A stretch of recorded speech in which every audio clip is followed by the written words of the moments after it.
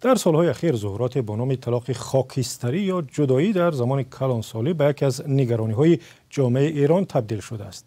یکی از روزنامه‌های معتبر این کشور گفته است که مشکلات اقتصادی، فشارهای روانی زیاد سبب شدند که جفت‌های زیاد پس از 20 و یا حتی 30 سال زندگی از هم جدا گردند.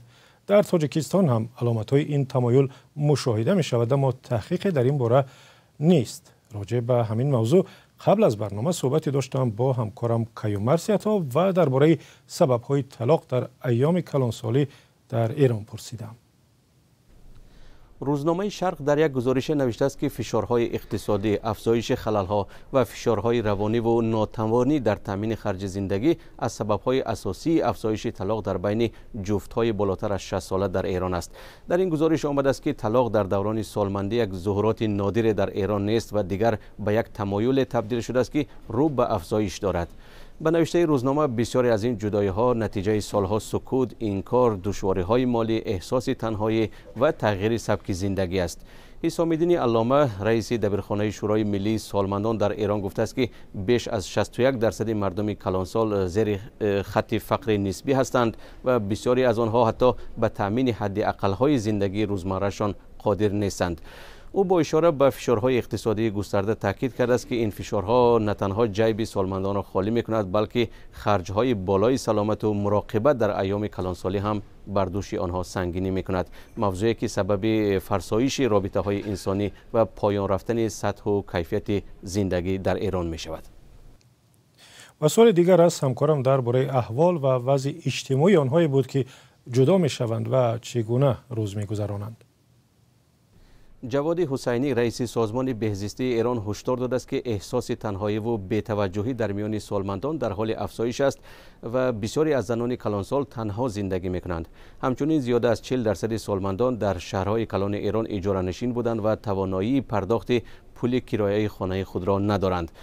بر اساس آخرین گزارش مرکزی آماری ایران، تعداد سالمندان تا پایان سال 2025 به زیاده از 10 میلیون نفر خواهد رسید و تقریباً 7 میلیون نفر آنها بنابر عامل‌های چون فوت همسر، طلاق یا ازدواج نکردن تنها زندگی می‌کنند. آمار سازمان‌های ثبت احوال مردم در ایران هم نشان داده است که از سال 2017 تا سال 2020 هزاران مورد طلاق در میان سالمندان ثبت شده است و این اتفاق روند افزایشی داشته است. با وجود این واقعیت نگران کننده، مقامات ایران سالهای اخیر آمار رسمی درباره طلاق در بین کلانسالان را نشر نکردند و به قول تحلیلگران این سکوت آماری میتواند که زنگ خطر جدی برای سلامت خانواده‌ها و وضعیت کلانسالان در ایران باشد.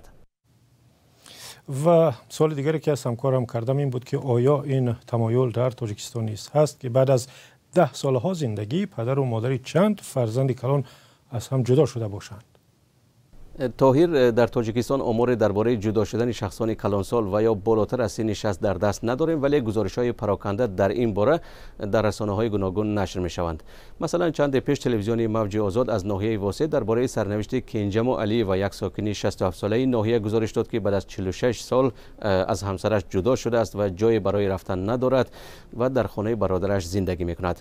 او در این گزارش با اشک و الم زیاد نقل کرده است که سالهای دراز جبر و ستم شوهر را طاقت کرد ولی دیگر تاب نیاورد و از او رسما جدا شد.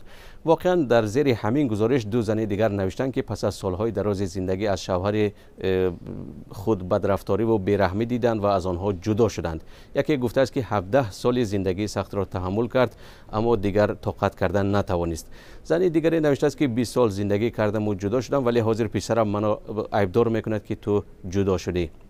واقعا در همین گزارش هم مقامات رسمی و هم متخصصان گفتند که ترس از طعنه و ملامت مردم و افکار مردم سبب میشد که زنان جبر و ظلم در خانه را سالهای دراز تحمل کرده و جدا نشوند که گاه در عائله با فاجعه می انجامد. یک نمونه را ریاست امور داخلی ولایت ختلان همین هفته آشکار کرده است و این ریاست گفت که چوری قلیوف یک ساکن 46 ساله ناحیه ناصر خسرو به سر همسر 41 سالش و مادر 4 فرزندش با سنگ زده و نیم جان کرده و سپس به نیروی برق مانده و او را کشته است. تشکر همکارم کیومرث عطا درباره طلاق‌های خاکستری و یا جدا شدن خانواده‌ها در کلانسالی در ایران و تاجیکستان صحبت می‌کرد.